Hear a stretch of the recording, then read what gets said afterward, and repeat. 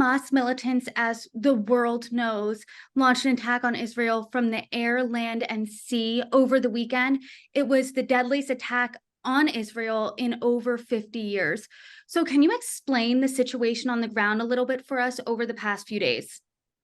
So people are talking about it being the deadliest attack in over 50 years. You have to understand that 50 years ago and one day before this attack, the Yom Kippur War was launched, and that was the most Israeli casualties in one day. But those were soldiers. Those were wars happening on battlefields.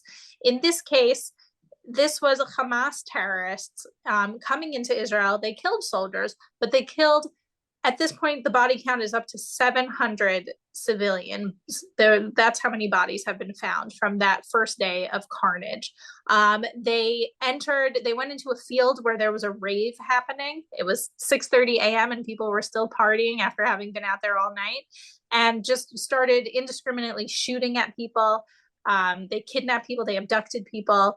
I just heard a story from Israel's foreign minister. He did a briefing. He said that there were about 20 people who hid in a large trash can, and they threw a grenade into the trash can and killed all the people in there. And then, they went into towns. There's a lot of kibbutzes, which are sort of small agricultural communities near the Gaza border.